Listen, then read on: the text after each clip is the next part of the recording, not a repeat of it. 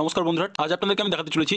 আপনার যদি ই-শ্রম কার্ড থাকে সেক্ষেত্রে আপনি আপনার ই-শ্রম কার্ডে ব্যাংক অ্যাকাউন্ট কিভাবে আপডেট করবেন, অথবা যদি আপনার ব্যাংক অ্যাকাউন্ট নাম্বার চেঞ্জ করতে চান সেক্ষেত্রে কিভাবে আপনি ব্যাংক অ্যাকাউন্ট নাম্বার চেঞ্জ করবেন তার ফুল প্রসেস আমার এই ভিডিওতে দেখাবো।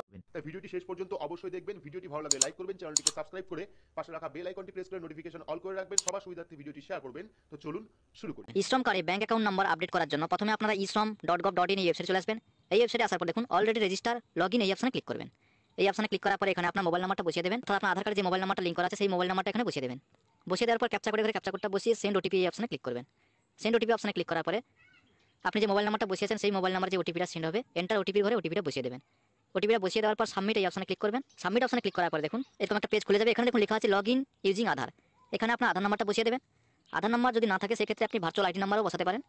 এরপর দেখুন এখানে ফিঙ্গারপ্রিন্ট বা আইরিস বা ওটিপির মাধ্যমে লগ ইন করতে পারবেন। এখানে আধার নাম্বারটা বসিয়ে দেওয়ার পর এখানে ওটিপি এই অপশনটা সিলেক্ট করে নিলাম।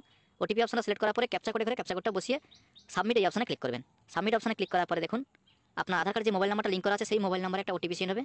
এন্টার ওটিপির ঘরে ওটিপিটা বসিয়ে ভ্যালিডেট এই অপশনে ক্লিক করবেন। ভ্যালিডেট অপশনে ক্লিক করার পরে এখানে দেখুন আপডেট ইকেওয়াইসি ইনফরমেশন এই অপশনে ক্লিক করে দেবেন। এই অপশনে ক্লিক করার পরে উপরের দিকে দেখুন অনেকগুলো অপশন আছে, তার মধ্যে দ্বিতীয় যে অপশনটা আছে আপডেট প্রোফাইল এই অপশনে ক্লিক করবেন। এই অপশনে ক্লিক করার পরে দেখুন এখানে personal information, address, education and income, occupation and skill, bank account details. এখানে আপনি যেটা আপডেট করতে চান সেটার উপরে ক্লিক করে ইয়েস এই অপশনে ক্লিক করবেন। আমি এখানে ব্যাংক অ্যাকাউন্টটা আপডেট করতে চাই, তাই ব্যাংক অ্যাকাউন্ট এই অপশনে ক্লিক করার পরে কন্টিনিউ অপশনে ক্লিক করে দিলাম।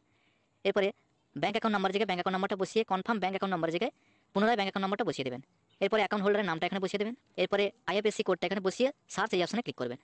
সার্চ অপশনে ক্লিক করার পরে অটোমেটিক ব্যাংকের নেম এবং ব্রাঞ্চের নাম চলে আসবে। এরপরে আপনি আপডেট এই অপশনে ক্লিক করবেন। আপডেট অপশনে ক্লিক করার পরে এখানে কন্টিনিউ অপশনে ক্লিক করে দেবেন। এরপরে আপনার ব্যাংক অ্যাকাউন্ট নাম্বারটা আপডেট হয়ে যাবে। এরপরে প্রোফাইল প্রিভিউ এই অপশনে ক্লিক করে আপনি চেক করে দেখে নেবেন সমস্ত কিছু ঠিক আছে কিনা। সমস্ত কিছু ঠিক থাকলে আপনি ব্যাক এই অপশনে ক্লিক করে দেবেন এবং এইভাবে আপনার খুব সহজে আপনার মোবাইল অথবা ডেস্কটপ থেকে আপনি ই-শ্রম কার্ডে ব্যাংক অ্যাকাউন্ট নাম্বার চেঞ্জ অথবা আপডেট করতে পারবেন। আজকে আমার ভিডিওটি ভালো লাগলে অবশ্যই লাইক করে দেবেন, আর চ্যানেলে নতুন হলে সাবস্ক্রাইব করে পাশে থাকা বেল আইকনে